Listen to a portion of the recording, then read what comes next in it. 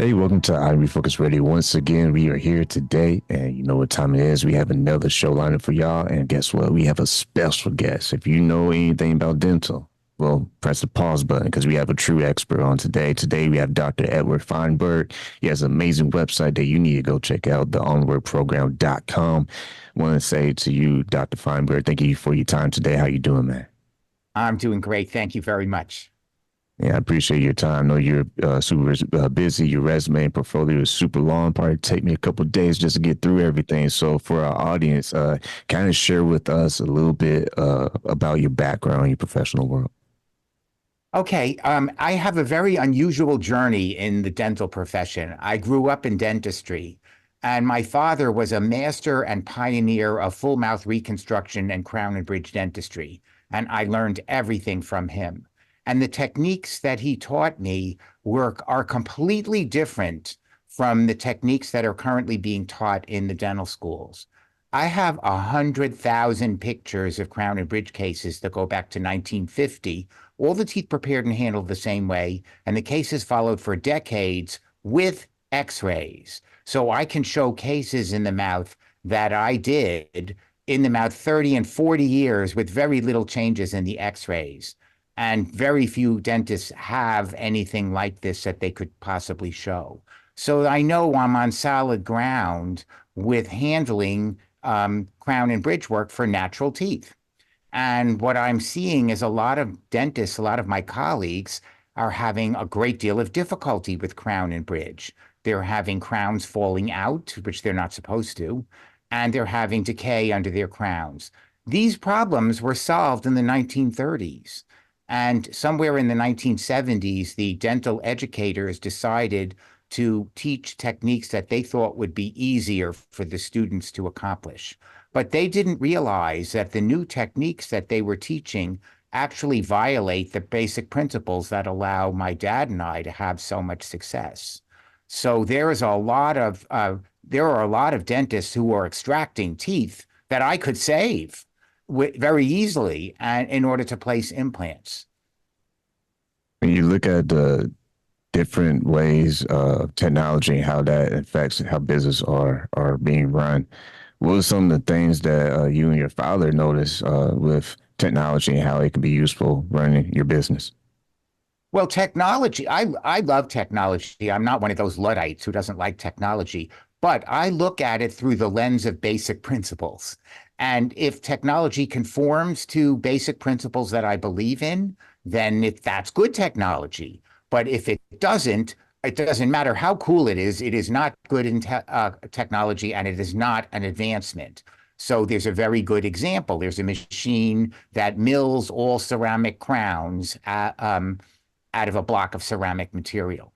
And this is crowns in a day. That's what that is. So typically, in order to prepare a tooth for that type of restoration, you would put a ledge on the tooth and then you would make your ceramic crown to the ledge.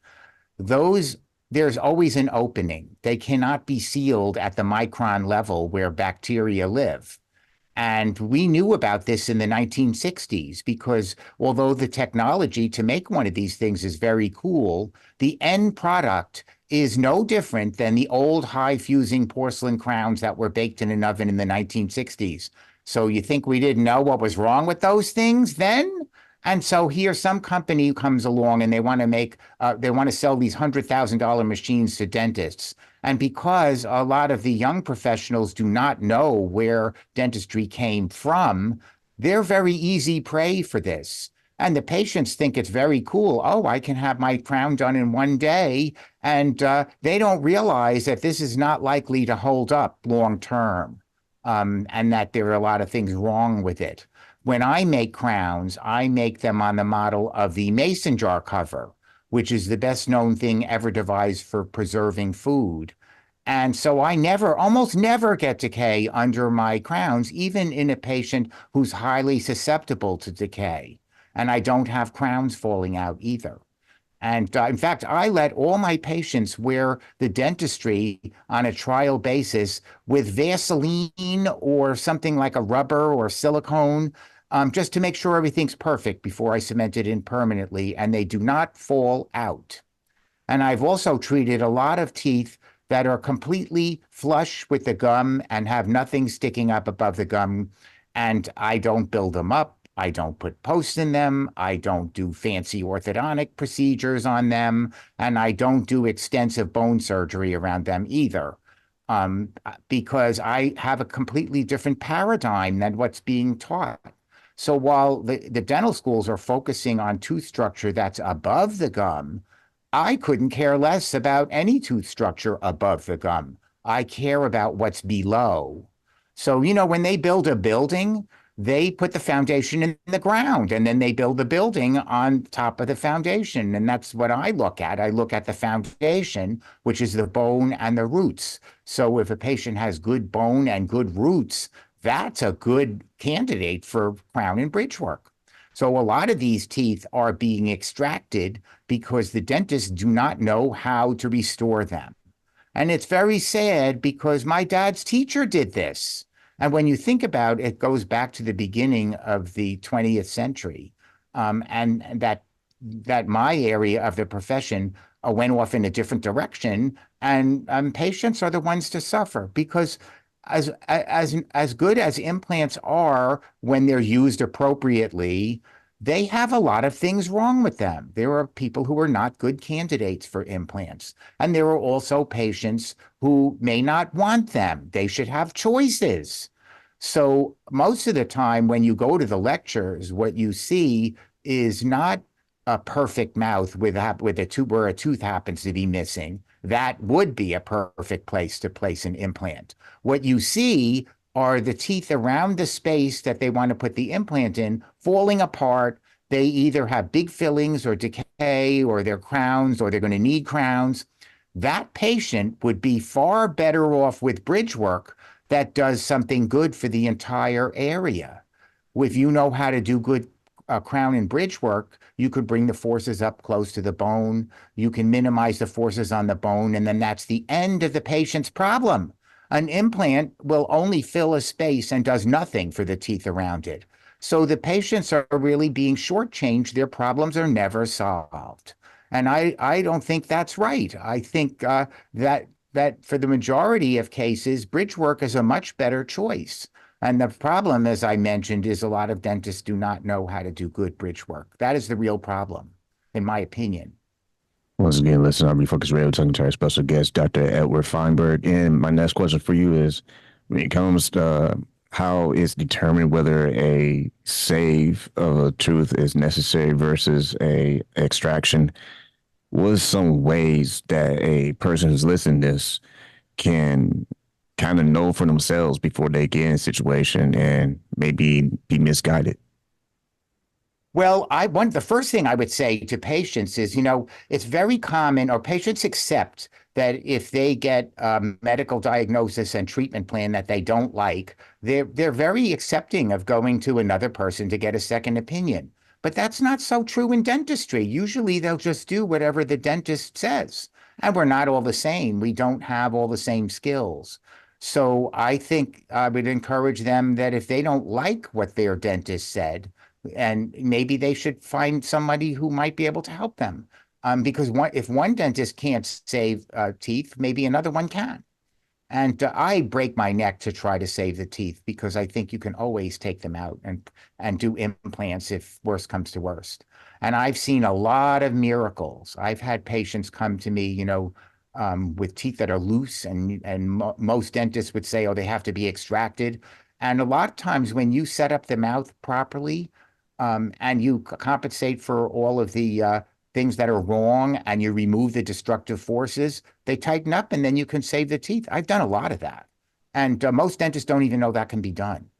And so patients should have choices, I think. I'm not so quick. I sometimes want to see what nature's going to give me, and then we could make a choice. So I'm not in a hurry to extract teeth. And the other thing I don't like is what I'm seeing now is a trend toward overly invasive treatment. So one of the things that a lot of dentists are doing are pulling out all the teeth on an arch, either the upper or the lower or both, and putting 4 implants in and making these cases called all on 4. And typically, what they do is they screw in a denture into these implants, and they are overloading these implants with big superstructures. And when you go to the lectures, they never show you follow up. So I always show, as I mentioned, follow up, So you see the aesthetic result, which is very nice, usually on the day of insertion, and you have no idea if the patient was comfortable or how that case lasted. I don't think that's right at all. I think we should have at least 5 years of follow up to determine if that's something we should do for patients. And I also don't believe in doing drastic treatment or changing the restorative type drastically for patients. I believe in easing them into major changes rather than doing something drastic and invasive, because that's very difficult, not only physically for the patients, but psychologically. And you can ease them in. The problem is it's not that lucrative and it interferes with workflow. So there's a very uh, big emphasis now on workflow and economics when it should be health and longevity. And that's how I was trained, and that's what I believe in. So I ask myself when I get a patient, is if I had this problem, is this something I would do for myself? I think that's a very good yardstick. And I think people sometimes forget these are human beings sitting in your chair. They have to navigate socially and they have to be comfortable. And, I think they forget about that. And you don't always know with some of these treatments, I think, or some of them are experimental, whether or not they're actually going to work. I've seen them, screw in these dentures into implants, and there's no way of cleaning around them. How do you keep them clean? I would never design anything like that, and I'm against that. And the experts tell you not to do that, but it's being done, and it's being done by some very high level people. And then the average person the average dentist who is just getting their feet wet with this stuff thinks that's okay. And this is what's going on. And so that's why I think it's so important for me to get my message out there because, we know this is true in medicine. You have to be your own doctor in a way and try to do for yourself what's best for you. And I would have to say the same thing is true in dentistry and not to be afraid to ask questions and to take your time rather than to do invasive treatment. There's no emergency. No one's going to die in dentistry. That's true. And they have choices and it's up to them to figure out what choice is best for them. And as dentists, doctor means teacher. My job is to let them know what's good, what's bad, what the choices are, what I would recommend, and then, help them with whatever they want to do, not to push them into treatment. You mentioned about the dentures, and that really piqued my interest because I heard about that, and I think you've seen that. We all probably seen on social media, screw the dentures in and replace all your teeth. My question for that and disclaimer, I'm a student. I'm not an expert in this. That's why we have Dr. Feinberg on the show. What are some potential risks that could happen to a person that goes that route without scaring the audience too much? But from your professional opinion, what's some risks that could be in there? Well, implants are feats of engineering. And in the engineering world, there are major disasters of bridges and buildings that collapsed because they made a mistake or they didn't calculate the forces that were going to be acting on these structures. Well, the same thing happens in the mouth. So if, let's say, you can't put the implants in deep enough because there are anatomical structures in the way, then you have to take that into consideration when you design the restoration. If you overload them, they will fail like any other engineering structure. So that's very, very important. And there was a very famous dentist who recently passed away. His name was Dr. Carl Misch, who had a stress treatment theorem and outlined what you should do to minimize the forces on these implants. And he was absolutely right. That's what I've always tried to do with crown and bridge. And what I see with crown and bridge and with implants is that both the natural teeth and the implants are being overloaded with restorations that are too big and something's going to give. And usually the implants are going to go. That's what's going to happen. And natural teeth, they'll either wear or or they'll also fail with bone loss. Those are the two things that go wrong in human beings. So you have to take those things into consideration and remove all the destructive forces. In 1964, this famous dentist, Dr. Thomas Ford, said, "Force-induced degeneration must be treated with scientifically proven engineering principles." And that's true for no matter what you want to do in the mouth. So everything I do is designed to try to minimize the forces on the bone and the roots, or the bone and the implant fixtures. That is really a good rule of thumb. So overloading structure these fixtures with fixed bridge work is a recipe for disaster. And they are happening, because I've seen those patients. And I've seen patients go through implant treatments multiple times and have the same result, because the dentistry is oversized and they can't place the fixtures deep enough, or enough of them, that they can minimize the forces that are acting on those structures. Once again, listen, I'm Refocus Radio talking to our guest today, Dr. Feinberg. You can go to his website is theonwardprogram.com. When you look at your 40 years plus of experience, what were some ways that you tried to in your career to prioritize saving people's teeth, and maybe also what some recommendations you have given to your patients for lifestyle and how that affects?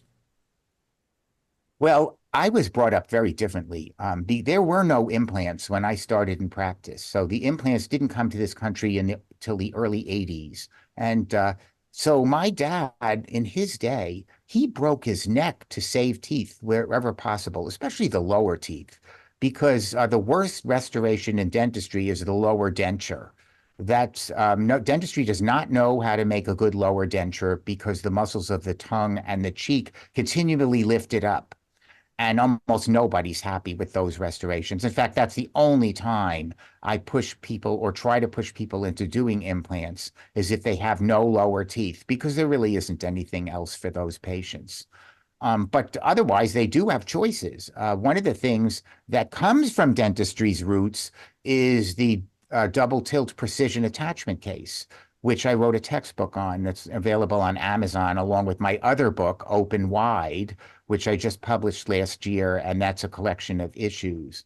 But in any case, the double tilt precision attachment case worked on the worst teeth you ever saw, and was a great solution for patients who weren't good candidates for fixed bridge work to restore their entire arches. And it works fantastic with implants. So we have cases on implants where we put three in the front and stay away from all the bad anatomy, which is usually in the back of the mouth, and make a precision attachment case, a precision attachment partial denture to replace all the missing back teeth. And it functions differently from everything else, because it doesn't put any stresses on the teeth that's carrying the load of the partial. So the angle of how you take it in and out is tilted in two directions. That's why it's called the double tilt precision attachment. And so if a stress is applied to it, it can move slightly to relieve the stress, but it can't come out. Those cases last longer than any other kind of case. And I'm amazed at the worst teeth you ever saw, it works on. So if you have three good, strong implants, that's a great case. And you're not going to overstress the implants and yet restore the entire arch. Almost nobody in the dental profession knows anything about it. And that was invented in 1906. I think that's terrible. And I don't know how you change people attitude or towards learning something completely different, because they're not open-minded. You know, when I got out of school, my colleagues and I, we couldn't learn enough. We knew nothing. And we broke our necks to continue learning, because your education really starts the day you graduate. In dental school, they can only really give you a rudimentary foundation. And a lot of dentists think they know everything when they get out of school. And that's terrible, coupled with the fact that they get out of school these days with huge debts. You know, they can get out of school with debts of $500,000. And we didn't have that. So when I started working with my dad, there was no push to do production. He wanted me to do quality and take my time and do it right.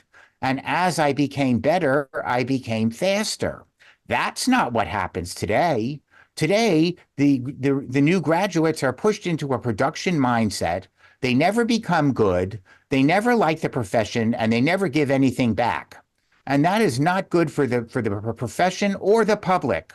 And so I'm trying to make an impact, and it's very difficult to get people to listen to me, but I know I'm right, and I know that we're going in the wrong direction.